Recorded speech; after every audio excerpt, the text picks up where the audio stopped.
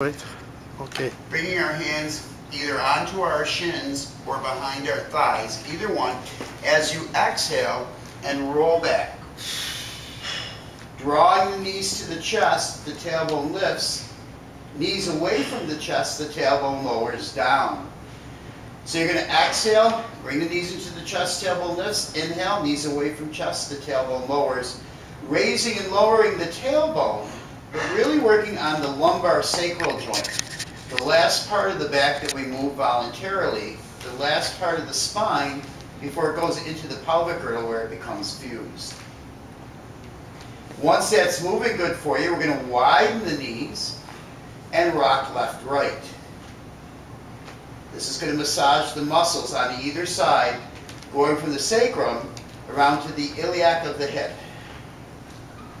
The sacroiliac muscles, the muscles of the sacroiliac joint. From here, we're going to start rotating our knees, working on some of the hips, still getting the lower back. They can go in alternating circles. They can come around this way. They can reverse. And you can work them in opposite directions. From here, we're going to put our feet down, knees up, walking the feet to the edges of the mat, bringing the arms anywhere that's comfortable. Exhaling, dropping both knees off to one side. Inhaling up. And exhale, dropping off to the other side. Inhale up. Exhale, side. Notice the rotation through the hips and the pelvic girdle, getting a stretch to the lower back. Also, as you drop off to the side, notice the stretch you're getting on the opposite leg.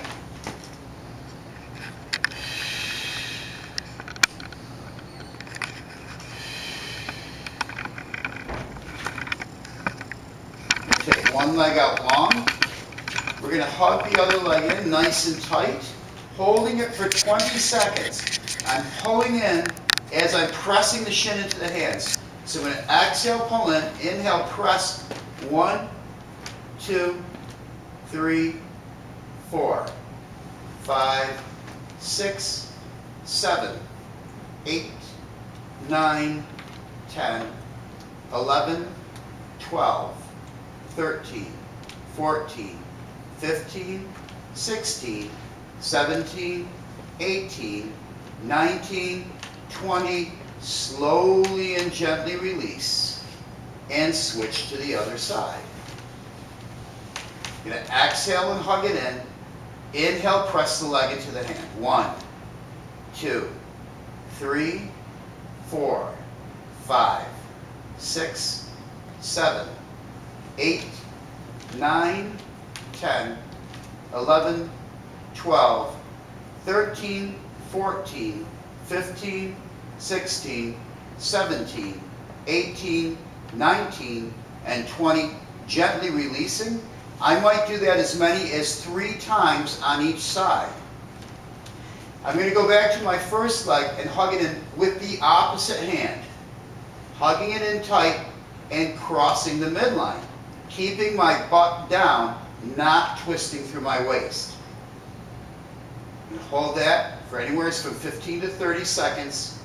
Trying to pull it in so I feel a stretch right where the femur is connecting in, wrapping around hip into the butt area. And gently release, and the same thing on the other side. Opposite hand, hug it in tight, pull it towards your midline, keep the hip down. I'm pulling away from my hand. I'm pushing the hip down. The hand's pulling it one way, the hip is pressing in the opposite direction. I'm going to slide my hand down my shin to my foot, put my foot on my quad, and drop that knee away. Just a few breaths here.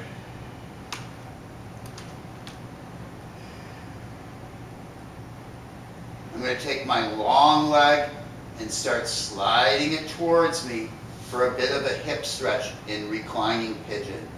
Now I could stay right here. I want to feel it where the femur is connecting into the pelvis. You can bring the other knee in nice and tight. bring my hand in the back of the leg and straighten the leg out. I can use that long leg to press the bent leg in. I can use the bent arm to press the bent leg away. I can gently rock. I can twirl my ankles. So there are a million variations to this pose, and not a whole lot of right or wrong. It's just finding what gives you the best stretch. And you might find that you're a little bit different from side to side. And although this is more about back than hip, this exercise is a hip exercise. I'm throwing it in because it's going to loosen around into the lower back. So you've got a million variations of this pose.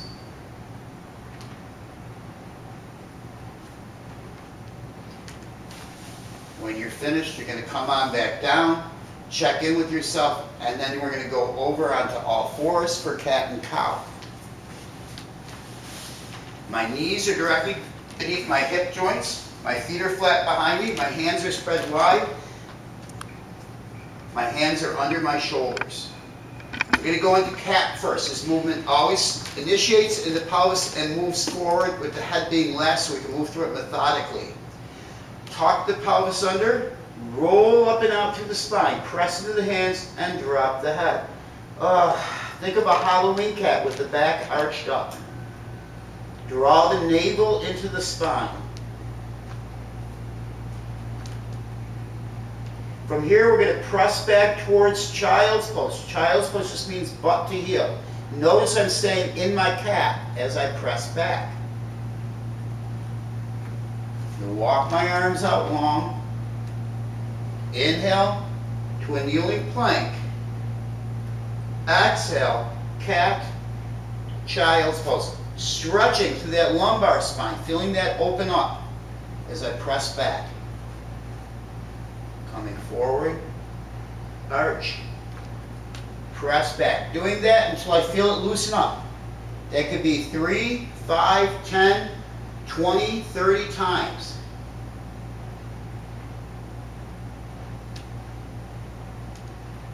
Once that loosens, I'm going to put one hand under my face, and on the inhale, I'm going to roll the other arm up. Exhale it down. Inhale, roll up. Exhale down. Inhale, roll up. Exhale down. Inhale, roll up. Doing that as many times as I feel like it until I feel my back become more fluid and the movement become more loose. I'm going to take one foot out nice and long, touch the toe to the floor behind me. I'm going to cast it as far as I can off to the opposite side, and then I'm going to come around and look at it, wrapping my shoulders around and pressing my hip out.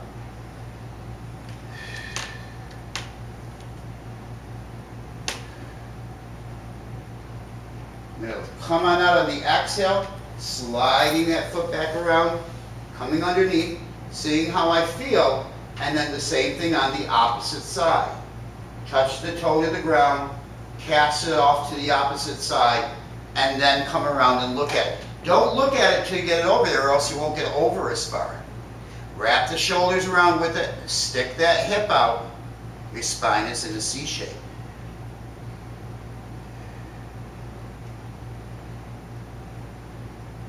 Exhale, come back around.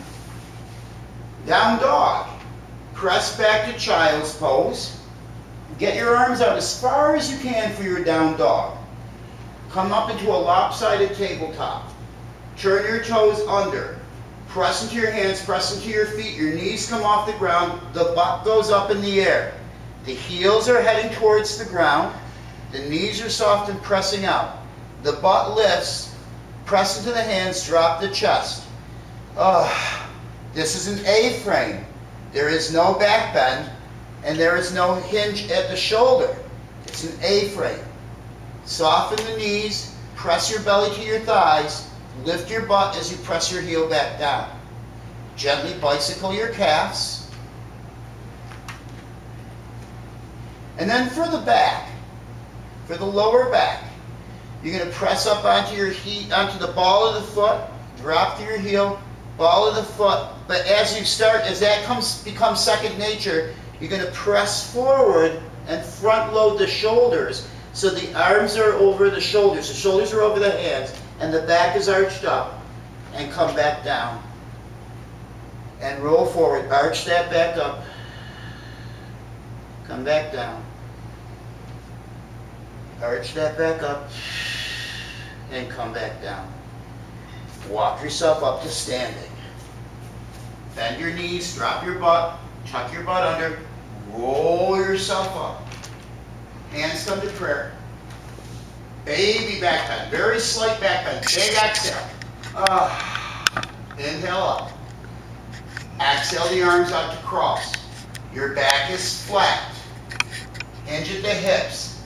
Bend the knees, press them out. Put your belly on your thighs. Spill over. Lift your toes. Put your fingers under your toes. Start pressing your lower back up towards the ceiling. Drop your head. Focus on the lower back pressing up. This is not your typical forward fold where you're folded from the hips. The knees are soft, the butt's tucked under, and the lower back is lifted. Head is loose. To come out, bend the knees, drop the butt, press into the feet, roll yourself up through your spine.